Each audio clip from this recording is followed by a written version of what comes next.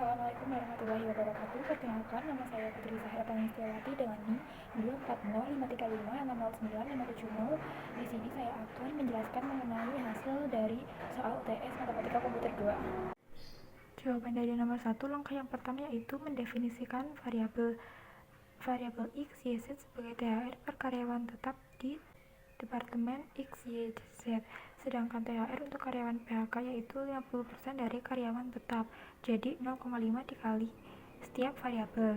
Lalu matriks jumlah karyawan yaitu sebagai berikut, maka total THR sama dengan 100X ditambah 20 dikali 0,5X ditambah 80Y ditambah 30 dikali 0,5Y dan 50Z ditambah 10 dikali 0,5Z.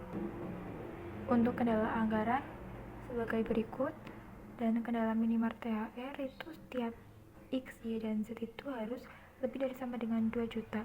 Lalu SPL yang harus diselesaikan adalah 110X ditambah 95Y ditambah 55Z sama dengan 1,2 miliar. Lalu untuk syarat minimum THR per karyawan tetap itu masing-masing mendapatkan lebih dari sama dengan 2 juta. Model matriksnya yaitu sebagai berikut, dan pertidaksamaan linear dan persamaan linearnya, serta batasan THR minimum. Lalu untuk nomor 2 yaitu langkah yang pertama, bentuk matriks koefisien. Lalu matriks koefisiennya yaitu sebagai berikut. Nah, matriks tersebut ini memiliki rank 2, sedangkan jumlah variabel dalam sistem adalah 3, X, Y, dan Z. Maka dapat disimpulkan sistem memiliki banyak solusi. Nah, implikasi bagi perusahaan yaitu perusahaan memiliki fleksibilitas dalam mengalokasikan THR selama tetap memenuhi kendala anggaran dan aturan ormas.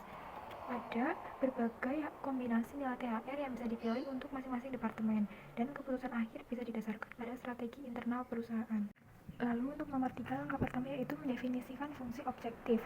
Fungsi P, Q, R sama dengan P ditambah Q ditambah R, di mana P adalah jumlah karyawan PHK di Departemen X, Q di Departemen Y, dan R di Departemen Z. Lalu yang kedua, menentukan kendala anggaran THR yaitu 110X ditambah 95Y ditambah 55Z sama dengan 1,2 miliar. Sedangkan kendala ormas 10X ditambah 15Y ditambah 5Z sama dengan 20% dari 110X ditambah 95Y ditambah 55Z.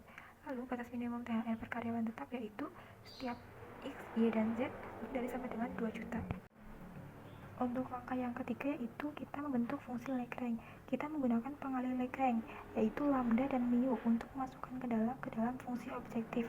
Fungsi objektif yang ingin diminimalkan adalah jumlah PHK tambahan, yaitu L, P, Q, R, lambda mu sama dengan P ditambah Q ditambah R, lalu ditambah dengan kendala anggaran perusahaan dan aturan dari ormas. Maka fungsi Lagrange menjadi seperti ini. Di sini, lambda berperan sebagai pengalih untuk kendala anggaran, sedangkan mu berperan sebagai pengalih untuk kendala aturan ormas. Langkah berikutnya yaitu menurunkan persamaan gradien untuk mencari solusi optimal. Sekarang kita menurunkan fungsi Lagrange terhadap variabel X, Y, dan Z untuk mendapatkan sistem persamaan gradien. Yang pertama, kita turunkan terhadap X, lalu terhadap Y, dan terhadap Z, lalu turunan terhadap lambda dan mu